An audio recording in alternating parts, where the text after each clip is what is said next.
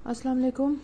आज हम करते हैं मेडिसिन का फर्स्ट पेपर है मेडिसिन 19 फेब का मॉर्निंग का, ठीक है, SK 18 का।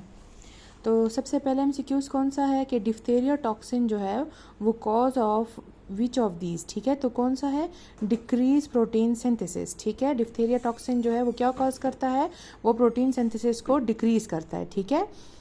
फिर है gram negative bacteria such as Shigella have endotoxin, ठीक है। तो ये हमारे पास प्रीवियस MCQs है, ठीक है, जिसमें क्या आता है? Outer membrane of cell wall, सही है। फिर कहते हैं erythropoiesis. Erythropoiesis is mainly stimulated by erythropoietin, ठीक है, और erythropoietin is stimulated by hypoxia, सही है। तो इसमें कंफ्यूज नहीं होना। एरिथ्रोपोयोसिस जो होता है एरिथ्रोपोयोटिन से, एरिथ्रोपोयोटिन जो है वो हाइपॉक्सिया से होता है, ठीक है। अच्छा, इसके बाद आ जाता है हमारे पास कि विच of the following is common cause of metastatic calcification in kidney. तो मेटास्टेटिक कैल्सिफिकेशन किडनी में कौन सा होता है? Hyper parathyroidism. अच्छा, एक होता है मेटास्टेटिक कैल्सिफिकेशन, एक होती है डिस्ट्रॉफिक कैल्सिफिकेशन। मेटास्टेटिक कैल्सिफिकेशन जो मोस्टली जो होती है वो नॉर्मल टिश्यूज में होती है, सही है, और जो डिस्ट्रॉफिक होती है वो मोस्टली जो है नेक्रोज या ट्यूमर जिसमें होता है, या पहले से ही मतलब जो ऑर्गन या टिश्यू जो है वो ख़राब होता है, सही है। अच्छा, इसके बाद क्या है? मेटास्टेटिक कैल्सिफिकेशन में ये होता है कि उसमें ना कैल्शियम जो होता है ना वो रेज होता है, ठीक है, जैसे हाइपर पैराथायरॉयडिज्म में कैल्शियम रेज होती है ना, तो इस तरह से है। फिर है कि patient present with the pain in lumbar region. तो स्टोन कहाँ पे है हमारे पास? पेल्विक यूटेरिक जंक्शन पे। तो पेन कहाँ से रेज होगा, मतलब कौन से सेगमेंट से? तो L2 से, ठीक है। किडनी जो होती है ना L1 to L3 L2 तक होती है ना, जो पेल्विक यूटेरिक जंक्शन होती है ना वो L2 पे होता है, सही है। स्टोन जो आएगा ना कि कहाँ पे स्टोन स्टक है, तो वो L2 पे के लेवल पे स्टक होता है, सही है।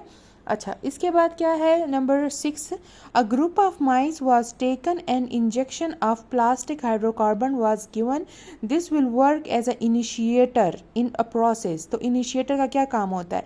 मेमोरी प्रोड्यूस, ठीक है। इनिशिएटर क्या करते हैं? वो मेमोरी प्रोड्यूस करते हैं। फिर है during cardiac cycle event occur just before opening of aortic valve, ठीक है। तो क्या होगा? वो होता है बिगिनिंग ऑफ सिस्टोल, ठीक है।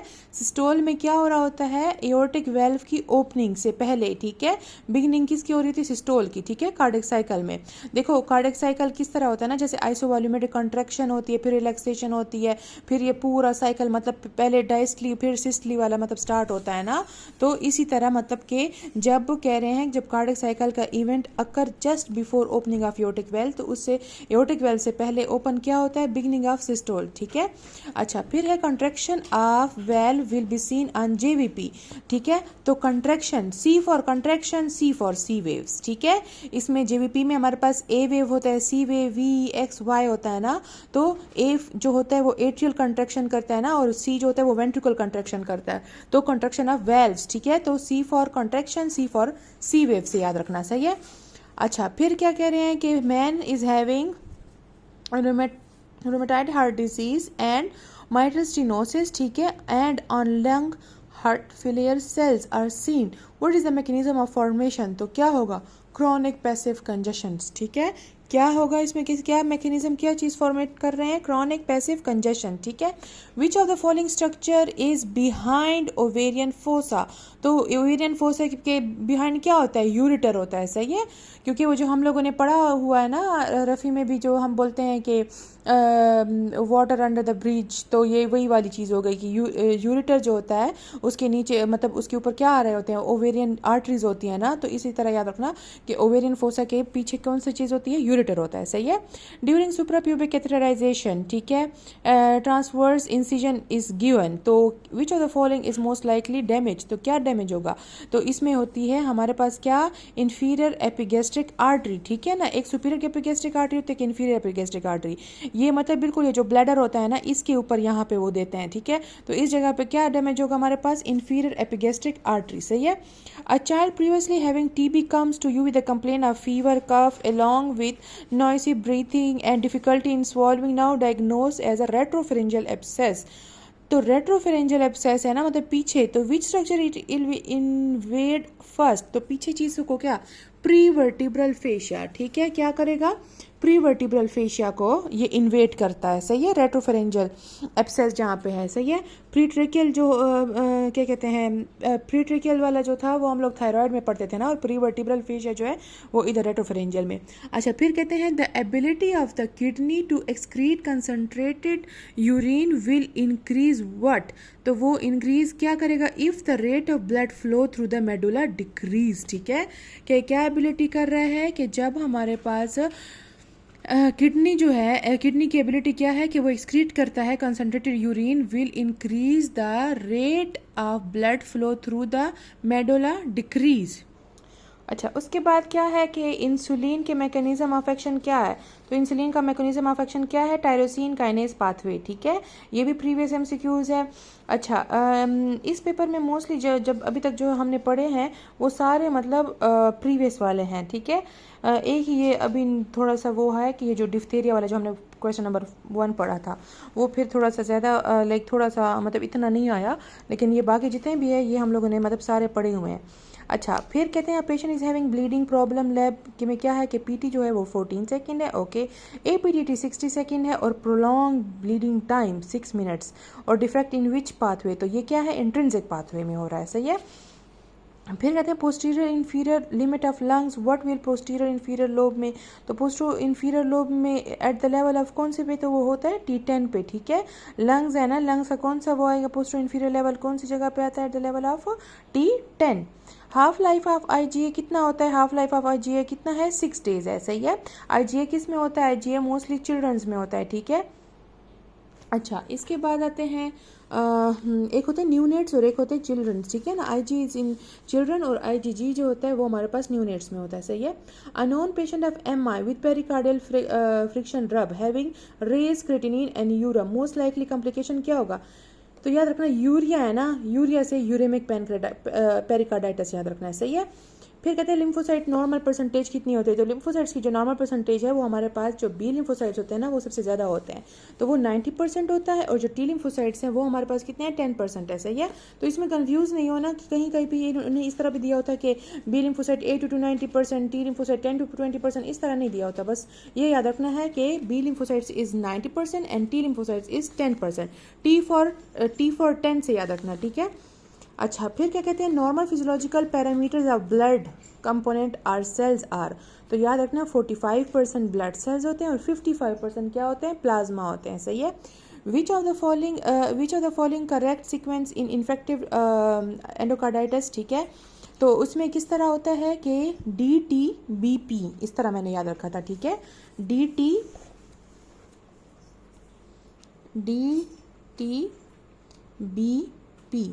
बीपी जो होता है वो हीट होता है, ठीक है, DTBP।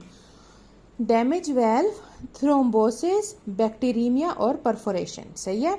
अच्छा, फिर क्या है टॉक्सिक शॉक सिंड्रोम वाला, क्योंकि प्रोड्यूस होता है 15 to 30% स्ट्रेन ऑफ, तो वो किस में होता है, टॉक्सिक शॉक सिंड्रोम जो होता है वो हमारे पास स्टेफोरियस में होता है, सही है, स्किन वाला। आफ्टर डायबिटीज साइटोकाइंस की बात कर रहे हैं, तो साइटोकाइंस में क्या क्या चीज़ें आती हैं, C5a, LGBT4 वाला आ जाता है, और एक आई थिंक इंटरल्यूकिन 8 था इसमें, ये 3 चीज़ें आती थी इसके अंदर, ओके। इसके बाद है हमारे पास स्टडी 24 MCQs है। Study conducted to check temperature change with general anaesthesia over time, best way to calculate, तो क्या करेंगे, अच्छा जब भी ये टेम्परेचर उसका वो आएगा ना तो उसमें रिग्रेशन एनालिसिस होता है, ठीक है। ये MCQs भी आया हुआ है कि जब study conduct to check temperature, ठीक है, और विद जनरल एनेस्थीसिया या विद जनरल सर्जरी, ये हमेशा इसके साथ वो करते हैं ना, टेम्परेचर के साथ ना दूसरी चीज़ को क्या कहते हैं डिफरेंस का वो बताएंगे, तो इसमें क्या कैलकुलेट जब दो चीज़ों को फिर क्या करेंगे उसका क्या आएगा, रिग्रेशन एनालिसिस। अच्छा, Barr body associated with which cell type, तो बार बॉडी का याद रखना ये इंपॉर्टेंट है न्यूट्रोफिल्स में, ठीक है। Barr body associated with which cell type, neutrophils के साथ, ठीक है। Almost all the active thyroid hormone release in circulation, तो कौन कहता है, थायरोक्सिन, ठीक है। थायरोक्सिन कौन सा वाला होता है हमारे पास, T3 वाला, ठीक है ना। अच्छा, इसके बाद क्या है penicillin anaphylactic reaction characteristic features क्या हैं इसके? Penicillin anaphylactic reaction characteristic features क्या होते हैं? पेंसिलिन का क्या है? ब्रोंकोस्पाज्म करता है, सही है। ओके और किस चीज़, हाँ, जब हमारे पास एनाफिलेक्टिक शॉक हो जाता है तो क्या हम देते हैं? IM एड्रेनलिन देते हैं, ठीक है। फ्राइड राइस एक पेशेंट है, उसने खाए हैं, दे 6 आवर्स एगो, अब प्रेजेंट हो रहा है नोजिया, वोमिटिंग और डायरिया के साथ, तो क्या होगा? बैसिलस सीरस, रस से राइस से याद रखना, ठीक है ना, सीरस राइस, ठीक है। लाइपोफिलिक हार्मोन एक्ट थ्रू, अच्छा अगर यहाँ पे बैसिलस सीरस नहीं आया ना तो दूसरा कौन सा होगा? तो फिर स्टेफोरियस होगा, ठीक है। क्योंकि मोस्टली ना हम लोग जो सबसे ज़्यादा जल्दी डायरिया वगैरह कॉज करता है ना वो फिर स्टेफोरियस होता है, ठीक है, विद इन 6 आवर्स या इस तरह, ठीक है। बाकी जो है फ्राइड राइस का मोस्टली बैसिलस सीरस है। फिर कहते हैं लिपोफिलिक हार्मोन एक्ट थ्रू, तो लाइपोफिलिक हार्मोन जो होता है वो मैसेंजर RNA के थ्रू होता है, ठीक है, लाइपोफिलिक मैसेंजर RNA। अच्छा फिर क्या है 30 MCQs क्या है कि वायरस काज कैंसर अल्ट्रेशन किसकी कर रहा है? प्रोटोऑन्कोजिन की, ठीक है। अगर यहाँ पे प्रोटीन हुआ तो हम पहले प्रोटीन करेंगे, प्रोटीन नहीं है तो फिर हम प्रोटोऑन्कोजिन करेंगे, सही है। ओके इसके बाद क्या है कि मोस्ट रैपिडली अडेप्टिंग रिसेप्टर्स कौन सा होता है? तो रैपिडली अडेप्टिंग रिसेप्टर कौन सा होता है? वैसे तो पेसिनियन होता है लेकिन पेसिनियन यहाँ पे नहीं है तो फिर कौन सा होगा? मीजनर्स, ठीक है, मीजनर्स। ओके फिर है normal person 104 Fahrenheit room temperature है, 10% ह्यूमिडिटी है लॉस हुई है, तो जब भी ह्यूमिडिटी की बात आएगी ना तो क्या करेंगे? कन्वेक्शन करेंगे, सही है, क्योंकि ह्यूमिडिटी किस में होती है? कन्वेक्शन में होती है। अच्छा फिर है एट्रियोवेंट्रिकल डिसोसिएशन अकर, तो एट्रियोवेंट्रिकल डिसोसिएशन अकर किस में होती है? 3rd degree complete heart block हो जाता है इसमें, ठीक है। फिर हमारे पास आ जाता है पेशेंट है has lipoma on posterior aspect of sternocleidomastoid 5 centimetre relation to the sternoclavicular joint which structure ligated to profuse bleeding, तो इसने बोला पोस्टीरियर एस्पेक्ट, तो पोस्टीरियर एस्पेक्ट में कौन सी चीज़ आती है? Second part of subclavian. और अगर ये कहें कि एंटीरियर एस्पेक्ट तो फिर हम क्या कहेंगे? एक्सटर्नल जुगुलर वेन, ठीक है। पोस्टीरियर बोलेंगे, इस MCQs को देख लो, ठीक है ना, इसमें एक पोस्टीरियर एस्पेक्ट होता है एक एंटीरियर होता है। अगर तो एंटीरियर की बात की गई तो फिर हम कहेंगे एक्सटर्नल जुगुलर वेन, ठीक है। अगर तो पोस्टीरियर की बात हो रही है तो फिर second part of the subclavian, ठीक है। Ductus differ from other due to having, कितने मसल लेयर्स होते हैं? 3, ठीक है। डक्टस डिफरेंस में कितने वो होते हैं? हैविंग 3 मसल्स लेयर, ठीक है। ABCD है ना, डी के बाद पीछे कितने अल्फाबेट्स बजाते हैं? ABCC 3 होते हैं ना, तो हैविंग 3 मसल्स लेयर, ठीक है। फिर membrane from hypoblast will make boundary of, ठीक है। तो हाइपोब्लास्ट में क्या आता है? एक्सोसिलेमिक कैविटी आती है, ठीक है। क्या आती है? एक्सोसिलेमिक कैविटी, ठीक है। हम लोगों ने पढ़े हैं ना हमारे पास कि एक होता है एपीब्लास्ट, हाइपोब्लास्ट, ठीक है। अच्छा तो जो एक्सोसिलोमिक वाला था उसमें या फिर हम जिसको इसको ये भी बोलते हैं ना एक्स्ट्रा एम्ब्रियोनिक सिलोम, ठीक है। और एक होता है एक्स्ट्रा एम्ब्रियोनिक मीजोडम, तो एक्स्ट्रा एम्ब्रियोनिक मीजोडम जो होता है उसमें एपीब्लास्ट आता है, एक्स्ट्रा एम्ब्रियोनिक सिलोम होगा तो वो हाइपोब्लास्ट, और जो बीच वाला इंट्रा एम्ब्रियोनिक होता है ना उसका क्या आता है हमारे पास? Lateral plate of the mesoderm, सही है।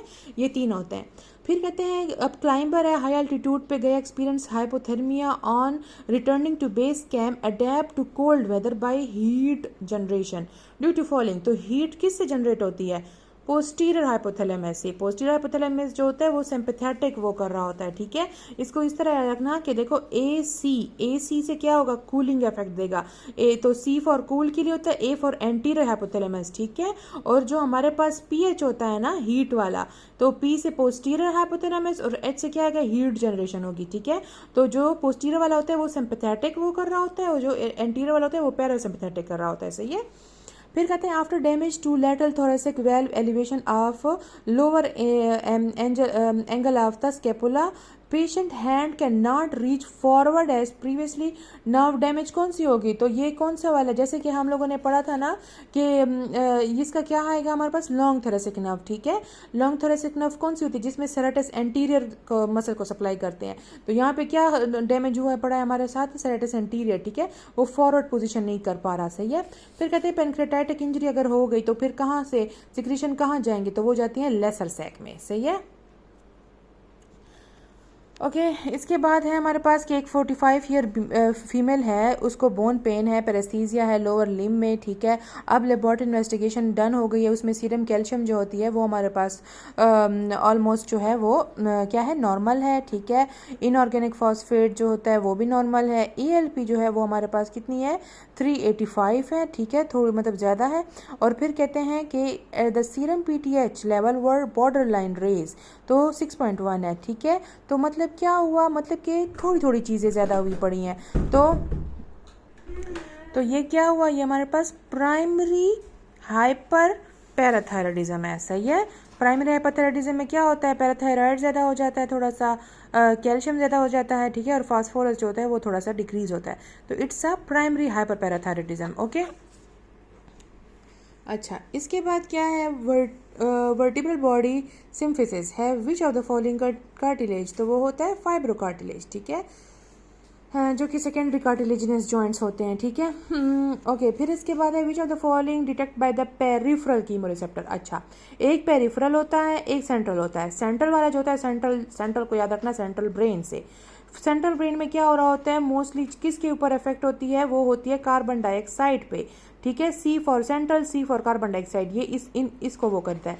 मतलब कि जब पार्शियल कार्बन डाइऑक्साइड इंक्रीज होता है ना, तो किसको डिटेक्ट, स्टिमुलेशन कौन करता है, कौन करेगा, तो वो होता है सेंट्रल कीमोरिसेप्टर्स, ठीक है। और जब हमारे पास ऑक्सीजन डिक्रीज होगी, ठीक है, कार्बन डाइऑक्साइड इंक्रीज, तो फिर सेंट्रल, अगर ऑक्सीजन डिक्रीज हो रही है तो फिर कौन सा होगा, पेरिफेरल कीमोरिसेप्टर्स, ठीक है ना। तो पेरिफेरल को इस तरह याद रखो, जैसे लंग्स और ये जो बाकी बॉडी आपका वो कर रहा होता है ना, वो होता है ऑक्सीजन अगर कम हो जाए तो फिर पेरिफेरल स्टार्ट हो जाएगी, लेकिन जब कार्बन डाइऑक्साइड ज़्यादा हो जाएगी तो फिर कौन करता है, सेंट्रल कीमोरिसेप्टर्स डिटेक्ट हो जा करते हैं, सही है। अच्छा पेन है, टेम्परेचर है, क्रूड टच लॉस्ट हो गया, ठीक है। तो क्या हुआ, ये क्या चीज़ है, is carried by which of the following track, pain temperature मतलब कि लेटरल स्पाइनोथैलेमिक, क्रूड टच किस में होता था, एंटीरियर स्पाइनोथैलेमिक में, ठीक है। तो ये क्या चीज़ हो गई हमारे पास, एंट्रोलेटरल स्पाइनोथैलेमिक ट्रैक, ठीक है, जिसको हम लोगों ने किस तरह याद रखा था, कि पेटेला से हमने याद रखा था, पेटेला से, ठीक है। पेन है, टेम्परेचर है और लेटरल स्पाइनोथैलेमिक ट्रैक, ठीक है। और जो हमारे पास क्रूड टच है उसको एंटीरियर स्पाइनोथैलेमिक ट्रैक, और C for crude touch and pressure, सही है। फिर कहते हैं पेशेंट है undergoes dental procedure and experience loss of sensation in affected area following administration of the local anaesthesia which type of fibre get anaesthetise first, तो वो हो गए C फाइबर्स, ठीक है, जो स्लो पेन फाइबर्स होते हैं। C फाइबर्स जो होते हैं वो हमेशा सबसे पहले इसमें एनेस्थेटाइज होंगे, सही है। Dilation of which of the following structure cause dysphagia by compressing on the oesophagus, तो एसोफेगस पे सबसे पहले कौन सा होता है, एसोफेगस लेफ्ट साइड पे होता है ना, तो वो लेफ्ट एट्रियम को पहले कंप्रेस करता है, सही है। प्योर फेरेनिक इनर्वेशन कौन सी होती है, to which part of the pleura, तो प्योर इनर्वेशन किसको दे रहे हैं, तो वो देते हैं हम किसको दे रहे हैं, मेडिएस्टिनल प्लूरा को, ठीक है। ये इस तरह है ना कि जो मेडिएस्टिनल इसमें हमारे पास 3 तरह के प्लूरा होते हैं, ठीक है। एक कॉस्टल प्लूरा है, एक मेडिएस्टिनल प्लूरा है और डायफ्रामेटिक प्लूरा है, ठीक है। तो जो कॉस्टल प्लूरा आता है ना, कॉस्टल से याद रखना इंटरकॉस्टल नर्व उसको वो करेंगे, सप्लाई करेंगे। मेडिएस्टिनल में हमेशा MP से याद रखना फेरेनिक नर्व होगी, सही है। और जो डायफ्रामेटिक है ना, डायफ्रामेटिक बड़ा सा है ना, डोम बाय, तो डोम को कौन करता है, फेरेनिक नर्व करता है, और जो पेरिफेरल पार्ट होता है उसको कौन कर रहा होता है, लोअर 6 इंटरकॉस्टल नर्व, ठीक है। तो इसको इस तरह भी याद रख लो, costal pleura intercostal, mediastinal pleura phrenic nerve, diaphragmatic बड़ा वाला, तो ये दोनों करते हैं, सही है। फिर कहते हैं posterior present with pain in the lumbar region stone at pelviureteric, तो ये वही वाला हमने जो अभी पढ़ा था ना कि L2 वाले लेवल पे होती है, तो T12 से L2 के अब इन्होंने ना रेंज बताई हुई है कि कौन से सेगमेंट पे होगा, तो T12 से L2 का, ठीक है ना। पहले इस L2 को देखना है, जहाँ पे L2 हो ना बस उसी ऑप्शन को सही रखना है। Pain of indirect inguinal hernia is due to compression of which nerve in inguinal canal, तो इंग्वाइनल कैनाल में कौन सी होती है, इलियो इंग्वाइनल, ठीक है। तो ये आती है हमारे पास इंग्वाइनल कैनाल में इलियो इंग्वाइनल नर्व होती है, जिसको ये क्या कर रहे हैं, कंप्रेशन कर रहे हैं। फिर कहते हैं यंग मेल है had RTA which result in a femur fracture, he died 5 days later, autopsy show cerebral पैटी की डायग्नोस क्या हुआ। तो देखो इसमें क्या हुआ, इसमें फैट एम्बोलिज्म हुआ है, ठीक है ना, फ्रैक्चर हुआ है ना, फ्रैक्चर हुआ है उससे एम्बोलिज्म बना है, तो वो कौन सा फ्रैक्चर, जो बोन का फ्रैक्चर होता है उसका कौन सा एम्बोलिज्म होता है, वो फैट एम्बोलिज्म होता है, सही है। प्रेग्नेंट लेडी है, लेबर पेन था उसको, ऑब्स्ट्रक्टिव लेबर हो गया, टाइम उसके ऊपर चला गया है, ठीक है। अब क्या हुआ है, but died, taken to the hospital but died before reaching to hospital most likely. तो ये कौन सा होता है, ये होता है एमनियोटिक फ्लूइड एम्बोलिज्म, सही है। अच्छा इसकी अब डिफरेंसेस बताती हूँ, ठीक है। जो फैट एम्बोलिज्म होता है ना, इसमें टाइम ड्यूरेशन ज़्यादा होता है, लाइक आपके 4 to 5 days लग जाते हैं। लेकिन जो एमनियोटिक फ्लूइड वाला होता है ना, इसमें ना विद इन मतलब सेकेंड्स मिनट्स में बंदा की डेथ हो जाती है, सही है। अब जैसे अब इन्होंने बताई हुई है, देखो कि एयर एम्बोलिज्म में क्या होता है, CVP में जब हम लोग पास कर रहे होते हैं ना, history of CVP, then shortness of breath हो जाती है, ठीक है। या मोस्टली जो लोग मेरीन्स होते हैं या पानी में एकदम से वो करते हैं, उसमें एयर एम्बोलिज्म होती है, ठीक है। अब एमनियोटिक फ्लूइड एम्बोलिज्म में जैसे प्रेग्नेंट लेडी है या फिर लॉन्ग बोन फ्रैक्चर हो गया, die on a way to hospital with 24 hour during labour, सही है, मतलब टाइम ड्यूरेशन कम होगा।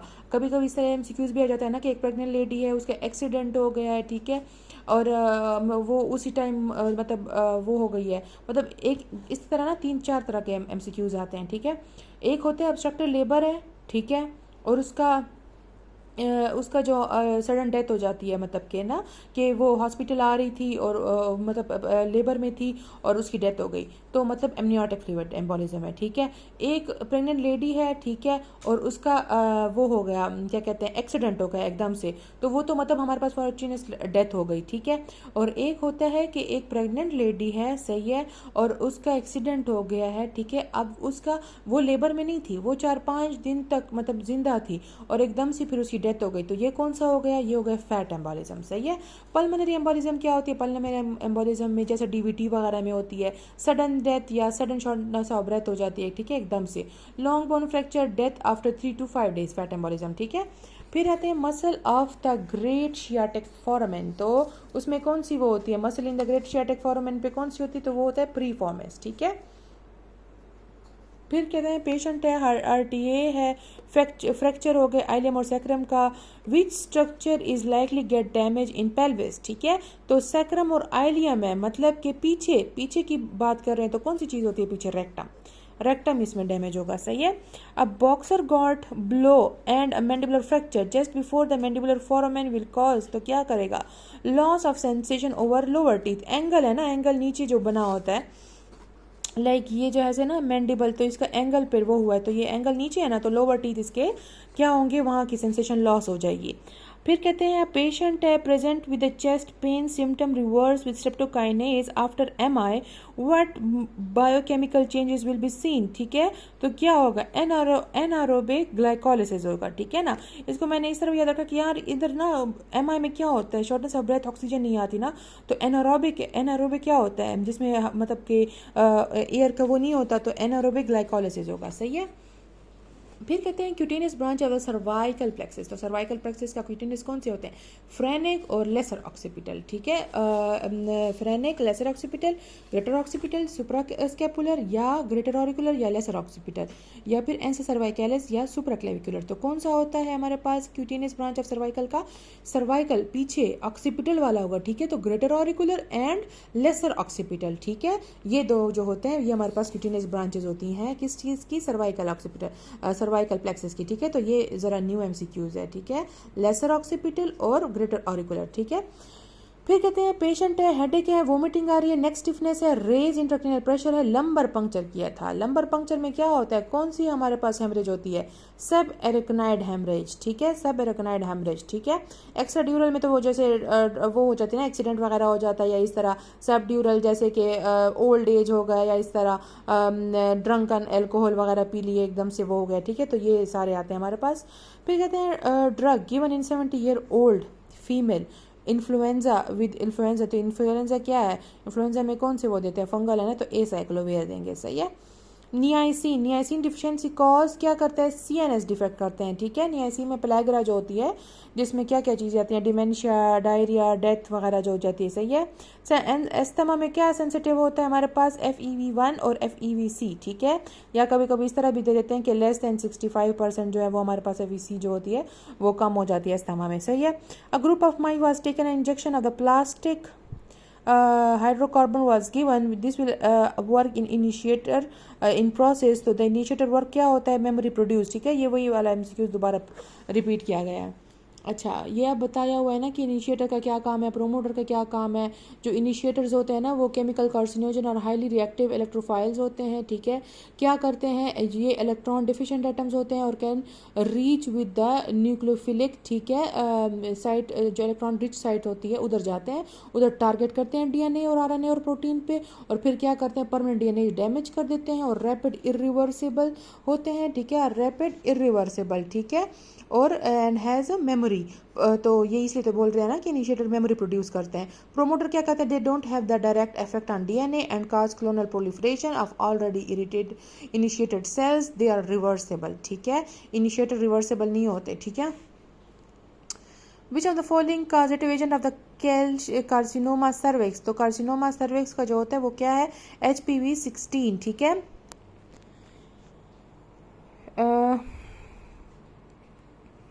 अच्छा, फिर क्या है हमारे पास, DNA is often damage causing carcinogenesis, which of the following in DNA repair gene, तो DNA रिपेयर में हमारे पास कौन सा आता है, P53, ट्यूमर सप्रेसिंग जीन जो होती है P53, ठीक है।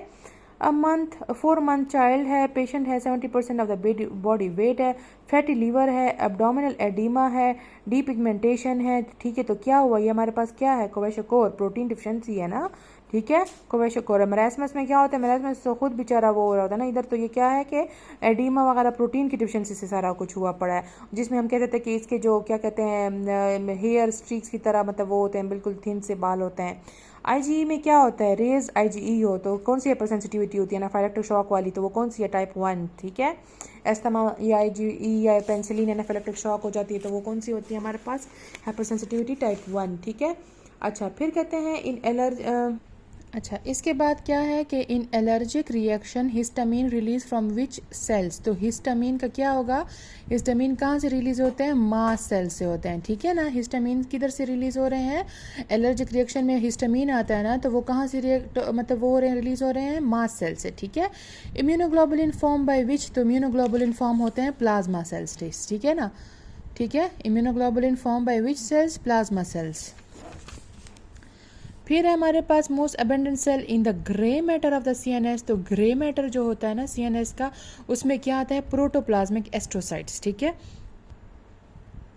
ठीक है। अब देखो ग्लाया सेल्स होते हैं ना, ग्लाया सेल्स जो होते हैं ना, ये हमारे पास क्या होते हैं, इसमें हमारे पास आ जाते हैं ओलिगोडेंड्रोसाइट्स, ठीक है, और एक होते हैं एस्ट्रोसाइट्स, ठीक है।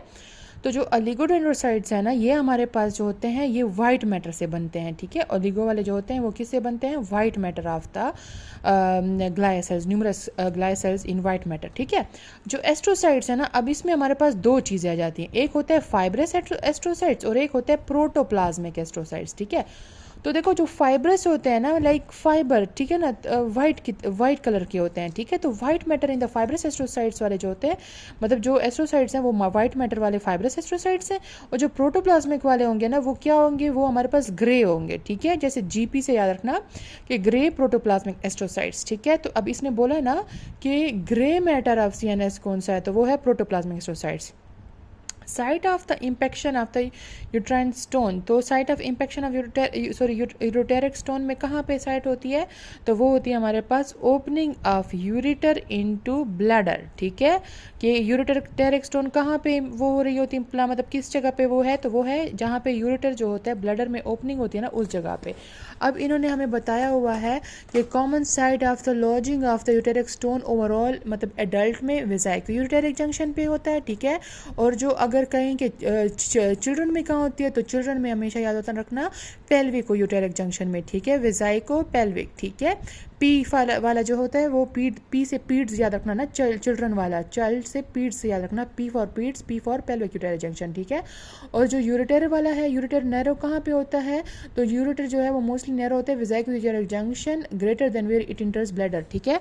तो अगर यहाँ पे हमारे पास ऑप्शन में वेजाइको यूटेरल जंक्शन होता ना तो हम उसको मतलब चूज़ करते। फिर कहते हैं प्राइमरी एक्टिव ट्रांसपोर्ट, ठीक है। अब देखो P for primary, P for pump, ठीक है। तो प्राइमरी एक्टिव ट्रांसपोर्ट में किस चीज़ की यूज़ होती है, विच ऑफ द फॉलोइंग, तो वो होते हैं पंप। और सेकेंडरी एक्टिव ट्रांसपोर्ट में किस चीज़ की ज़रूरत होती है, कैरियर की, ठीक है। तो सेकेंडरी C से याद रखना, सेकेंडरी में कैरियर होता है, और P से याद रखना प्राइमरी और पंप से, ठीक है। फिर कहते हैं child present with proteinuria and oedema which is responsive to steroid, cause of oedema क्या होगा, तो कॉज ऑफ एडिमा क्या होता है, लो प्लाज्मा ऑनकॉटिक प्रेशर, सही है। प्रोटीनूरिया है, एडिमा है, ठीक है। तो रिस्पॉन्सिव है टू स्टीरॉयड, तो कॉज ऑफ एडिमा क्या है हमारे पास, लो प्लाज्मा ऑनकॉटिक प्रेशर, सही है। तो फिर आप लोग कहते हैं कि हाइड्रोस्टैटिक प्रेशर क्यों नहीं है, इंक्रीज हाइड्रोस्टैटिक प्रेशर भी तो एडिमा में होता है, लेकिन मोस्टली जो इंक्रीज हाइड्रोस्टैटिक प्रेशर है ना वो एडल्ट और मोस्टली ना कार्डिक जब प्रॉब्लम होती है ना उनमें ज़्यादातर होता है हाइड्रोस्टैटिक प्रेशर, ठीक है। वैसे जो है वो प्लाज्मा ऑनकॉटिक प्रेशर लो होता है, तो वो मोस्टली प्रोटीनूरिया, एडिमा और चिल्ड्रन वगैरह में होती है, सही है।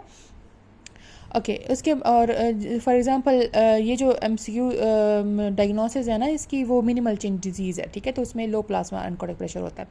Patient present with the severe pain है in the ankle and develop ecchymosis on the second day, he can stand on his toes but painful है, ठीक है। अब इसको मैंने इस तरह याद रखा है, देखो दो चीज़ें होती हैं, एक होता है प्लांटर टेंडेंस, ठीक है, प्लांटेरिस जो रप्चर वो हो जाता है, ठीक है, और एक होता है एक्लीज। तो इसको इस तरह याद रखो, जो अकेला बंदा होता है ना वो कभी भी मतलब अकेला स्टैंड नहीं हो सकता, लेकिन जिसके साथ पापा होते हैं ना, ठीक है, P फॉर पापा, वो स्टैंड हो सकता है लेकिन पेनफुल, ठीक है ना। उसको मतलब बाप जो होता है उसको डांटता है, हर चीज़ करता है, लेकिन वो स्टैंड फिर भी करता है, ठीक है।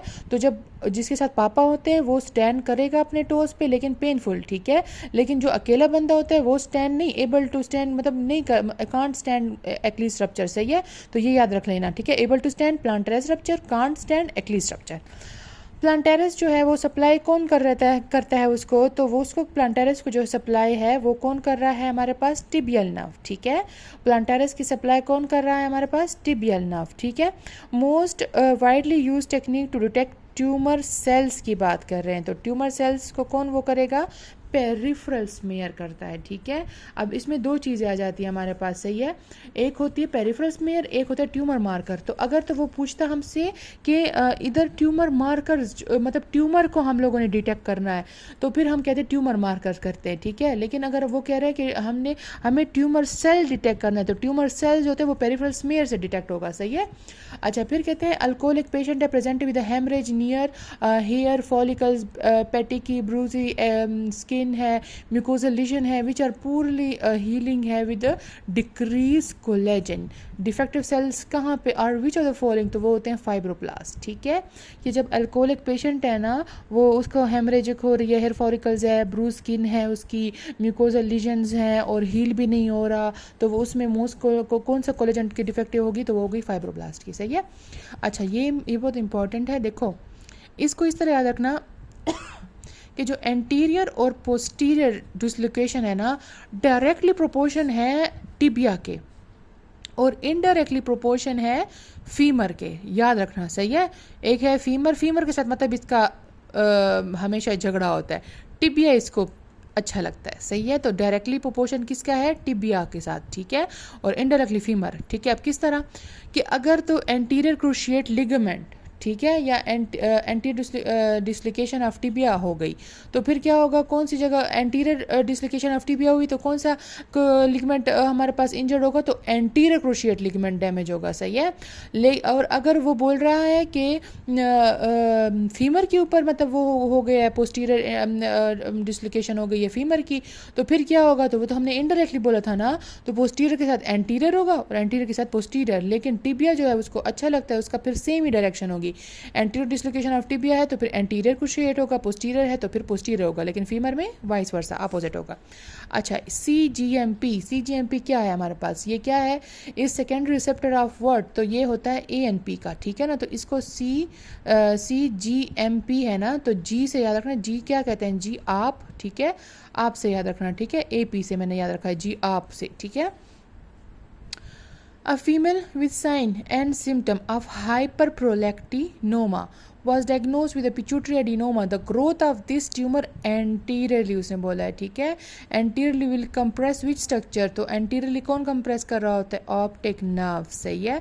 इसकी डिफरेंस वो है कि कैवर्नस साइनस कहाँ आता है, स्फिनॉइड एयर साइनस कहाँ आता है, ऑप्टिक कियाज्मा कब आता है, ऑप्टिक नर्व कब आता है, ठीक है। तो याद रखना ऑप्टिक नर्व जो होता है वो एंटीरियरली आएगा, ठीक है।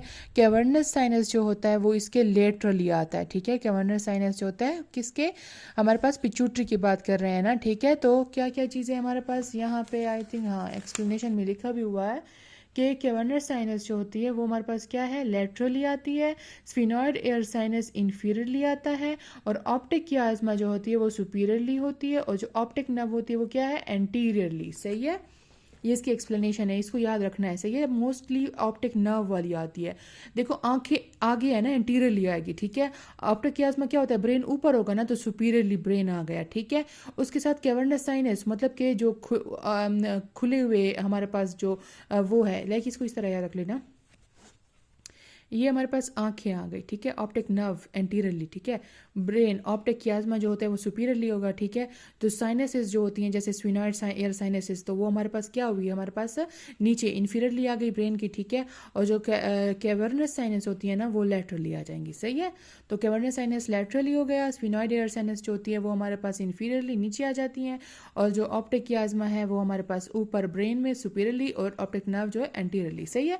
फिर कहते हैं a man work in a factory he develop bladder cancer. तो ब्लैडर कैंसर में कौन सा कार्सिनोजन होता है, तो वो होता है हाइड्रोकार्बन, ठीक है ना। ब्लैडर डर से हाइड्रोकार्बन, ठीक है ना, ब्लैडर हाइड्रोकार्बन, ठीक है। DBBD वाले से याद वो करना।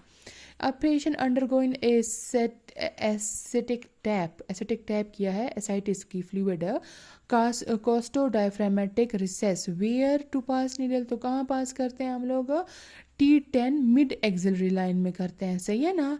कहाँ पे करते हैं, मिड एक्सिलरी लाइन पे, ठीक है ना, क्लेविकल के नहीं, मिड एक्सिलरी लाइन पे करते हैं। अच्छा, फिर कहते हैं a baby after an obstructive delivery presented with the inability to abduct the arm, loss of flexion,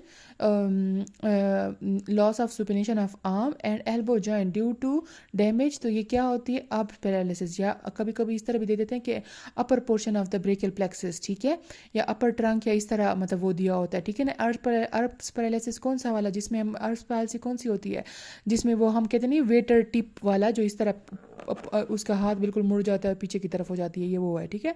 अच्छा, PPD ट्यूबरक्लिन टेस्ट होता है, ठीक है।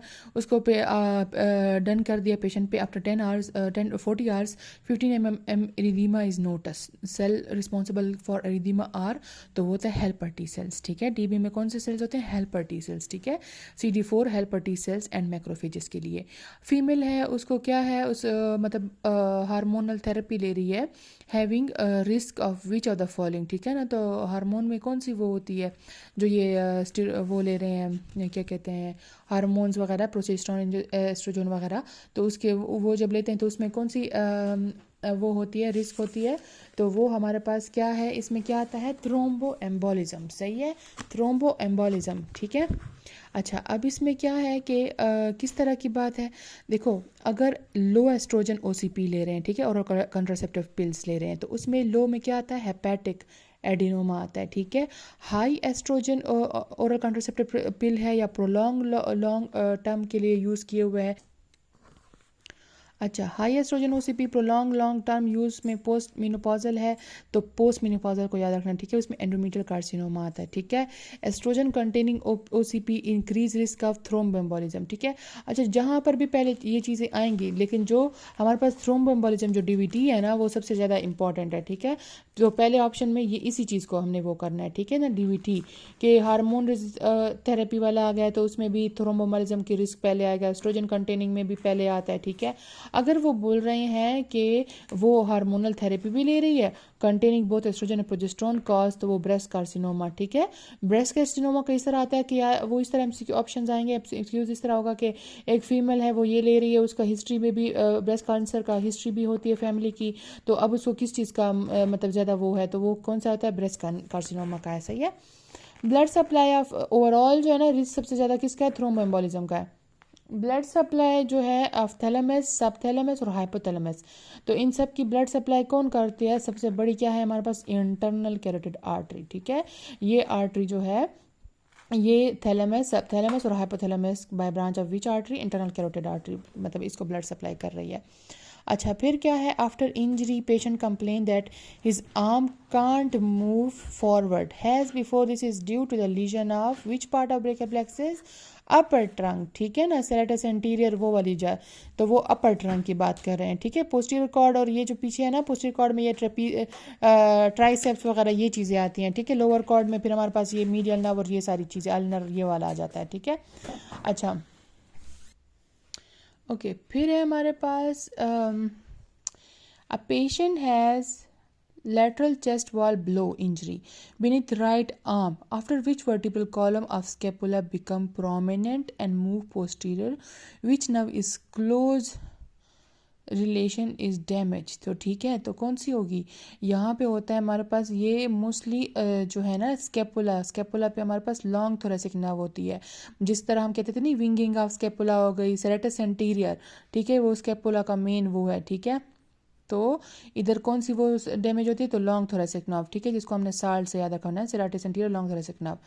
पेप्समेयर है, ठीक है। अब डिस्प्लेजिया है बट बेसमेंट मेम्ब्रेन इंटैक्ट है, अच्छा बेसमेंट मेम्ब्रेन इंटैक्ट है, ये तो हमारा वो 4th ईयर MBBS का सवाल ही है कि कार्सिनोमा इन सीटो, ठीक है ना, कि जब बेसमेंट मेम्ब्रेन इंटैक्ट होती है तो कार्सिनोमा इन सीटो होता है, ठीक है।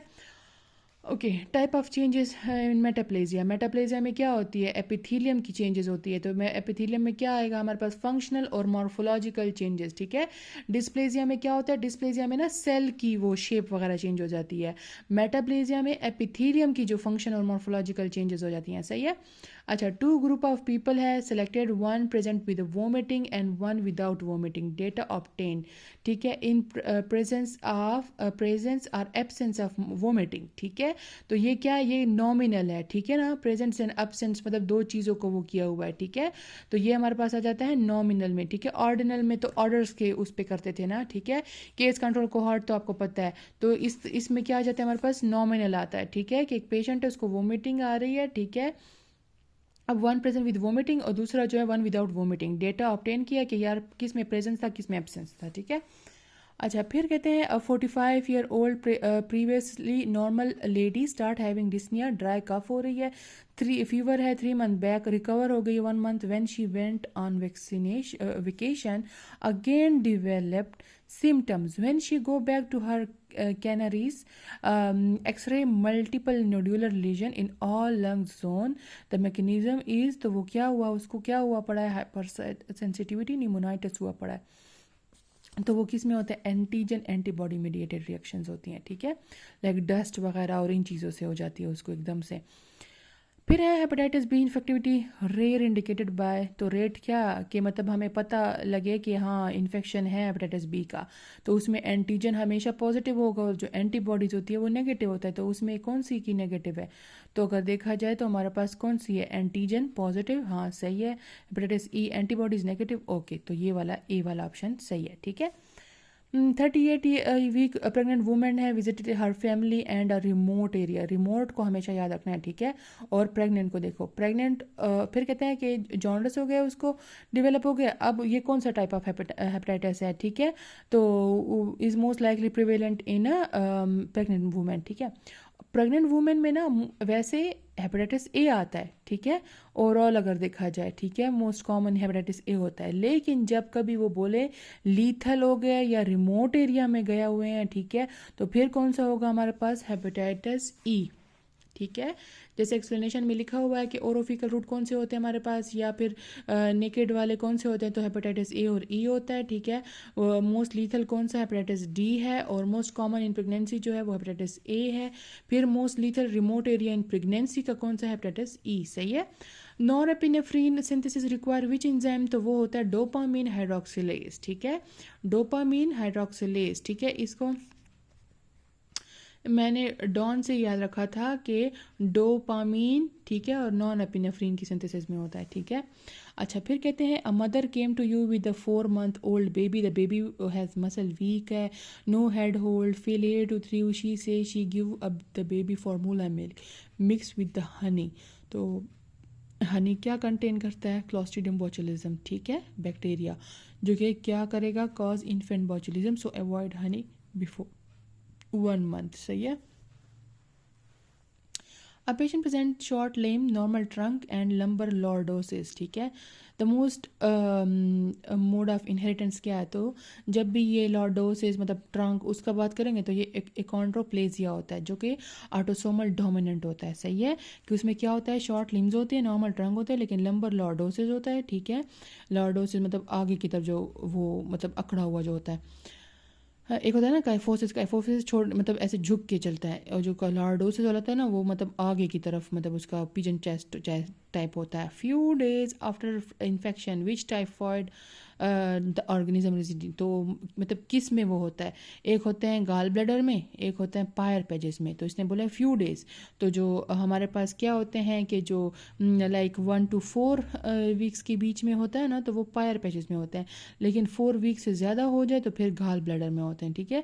तो इसने बोला फ्यू डेज, तो फ्यू डेज मतलब कि 1 to 4 वीक्स में होगा, डेज की बात कर रहे हैं, तो फिर कौन सा होना चाहिए, तो इसमें हमारे पास आ जाता है सी वाला, पायर पैचेस, ठीक है, typhoid resident Peyer patches 1 to 4 week. हैंस बेंस, ठीक है ना, इसको हैंस से याद रखना, हैंस जो होता है ना G6PD वाला होता है, ठीक है, कि हैंड्स बॉडी किस में होते हैं हमारे पास, G6PD में, और जो हाउल जॉल बॉडीज होती हैं वो किस में होती है, वो सिकल सेल्स या स्प्लेनेक्टमी में होती है, ठीक है। हैंड्स बॉडी या बाइट सेल्स, ठीक है ना, तो ये किस में होती है हमारे पास, ये हमारे पास होती है G6PD में, ठीक है। ओके, इसके बाद है A man after RTA with excessive blood loss, hypotensive, kept in ventilator support. PIP given with 100%, ठीक है।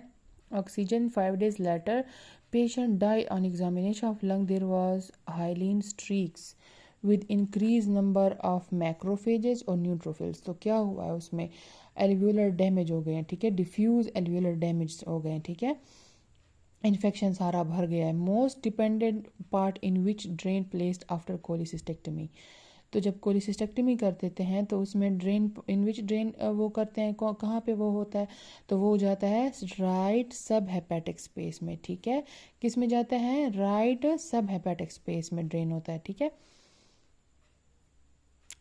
फिर है कि after RTA patient was so motorcycle fell down हो गए, अब डैमेज हो गए कहाँ पे, सिम्फिसिस प्यूबिस पे, ठीक है। अब सिम्फिसिस प्यूबिस पे अगर डैमेज है तो कौन सा स्ट्रक्चर वहाँ पे वो होता है, डैमेज होता है, तो सिम्फिसिस प्यूबिस पे कौन सा मसल है, लिवेटर एनाई, ठीक है, तो कौन सा स्ट्रक्चर वो होगा, मोस्टली लिवेटर एनाई वाला, सही है। ओके, फिर है हमारे पास 101 MCQs की artery accompany lymph node along descending and sigmoid colon, तो कौन सा होता है, इंफीरियर मेजेंटेरिक आर्टरी, ठीक है, आर्टरी जो एकम्पनी कर रही है lymph node along with descending, ठीक है, डिसेंडिंग और सिग्मॉइड कोलॉन के साथ, ये इस तरह है ना, असेंडिंग जो है असेंडिंग से आ जाती है, और हाफ जो होता है ट्रांसवर्स कोलॉन ये हमारे पास सुपीरियर मेजेंटेरिक करती है, ठीक है, और जो फिर हमारे पास यहाँ से डिसेंडिंग वाली और जो सिग्मॉइड कोलॉन है इसमें कौन सी आ जाती है, इंफीरियर मेजेंटेरिक आर्टरी आ जाती है, सही है। फिर कहते हैं substances have more properties than insulin is thought to have, तो उसमें क्या आता है, increase filtration rate, net secretion, ठीक है, फिल्ट्रेशन रेट इंक्रीज और नेट सिक्रीशन रेट में इंसुलिन की मोर प्रॉपर्टीज सब्सटेंसेस मतलब वो होंगी, सही है।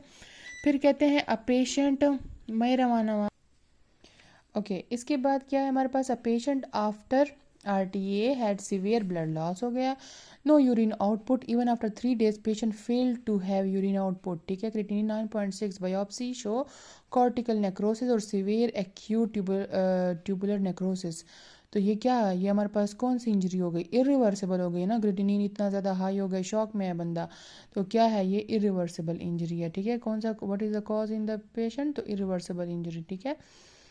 फिर कहता है रिगार्डिंग मेल यूरोजेनिटल स्ट्रक्चर, तो system structure arrange behind the bladder from lateral to medial, तो क्या क्या आते हैं, तो इसको मैंने इस तरह याद रखा था यूएसए से, ठीक है, यूएसए से, ठीक है, U for ureter, S for seminal vesicle और A for ampulla of vas deferens, ठीक है। तो ये इस तरह याद रखना कि लेटरल टू मीडियल हमारे पास क्या आता है, ureter, seminal vesicle, एम्पोला of the वास डिफरेंस, ठीक है। हाँ, इधर नीचे लिखा भी हुआ है USA mnemonic. Which tumour involve extension of nerve sheet, तो एक्सटेंशन ऑफ नर्व शीट में हमेशा याद रखना जब नर्व की बात आ जाती है ना, तो मतलब कार्सिनोमा, एक्सप्लियोमॉर्फिक एडिनोमा, ठीक है। कौन सा, कार्सिनोमा, एक्सप्लियोमॉर्फिक एडिनोमा, ठीक है। एक्सटेंशन नर्व शीट तक आ गई तो कौन सी चीज़ आ जाएगी हमारे पास, कार्सिनोमा, एक्सप्लियोमॉर्फिक एडिनोमा। फिर कहते हैं which of the following is responsible for uncoupling of oxidative phosphorylation, ठीक है। तो इसमें क्या आता है हमारे पास, NTE, तो नॉरएपिनेफ्रिन, थायरॉक्सिन और एपिनेफ्रिन, ठीक है, नॉरएपिनेफ्रिन, थायरॉक्सिन और एपिनेफ्रिन, ठीक है। तो हमारे पास अब यहाँ पे कौन सी सबसे पहले है, तो हमारे पास एपिनेफ्रिन है, थायरॉक्सिन और एपिनेफ्रिन नहीं है, ठीक है। तो अनकपलिंग ऑक्सीडेटिव फॉस्फोराइलेशन में ये रिस्पॉन्सिबल होते हैं, सही है। Lateral wall of the deep ring of the inguinal canal attach to, तो डीप रिंग कौन सी होती है, उसमें क्या होती है हमारे पास, क्या है, फेशिया ट्रांसवर्सैलिस, ठीक है। एक्सटर्नल ओब्लिक वाला जो होता है वो हमारे पास सुपरफिशियल में होता है और डीप वाले में हमारे पास फेशिया ट्रांसवर्सैलिस होता है, ठीक है। अच्छा, इसके बाद क्या है हमारे पास, damage to adductor canal, which structure will be spared, तो एडक्टर कैनाल में कौन सी स्पेयर्ड होगा, ऑब्चुरेटर नर्व, ठीक है, क्योंकि एडक्टर कैनाल में हमारे पास सारी जो फेमरल वेन है, आर्टरी है, सेफिनस नर्व है, ये सारा कुछ, nerve to vastus medialis in upper part, ये सारी चीज़ें किस में आ रही है हमारे पास, क्या कहते हैं, एडक्टर कैनाल में आ रही हैं, ठीक है। और कौन सी चीज़ है, ऑब्चुरेटर नर्व इसमें नहीं आती, ठीक है। फिर कहते हैं 25 year old with swelling at left inguinal region, which positive cough impulse it move when ipsilateral testis is retracted downward, it is painful, तो ये क्या हुआ हमारे पास, मतलब इंग्वाइनल हर्निया, सही है, कि 25 ईयर ओल्ड मेल है, स्वेलिंग है at the left inguinal region के साथ, पॉजिटिव कफ, मतलब वही वो हमारे पास पॉजिटिव कफ, मतलब वो इम्पल्स जो है वो पॉजिटिव है। अब ये क्या कह रहा है कि पेनफुल है, तो ये कौन सी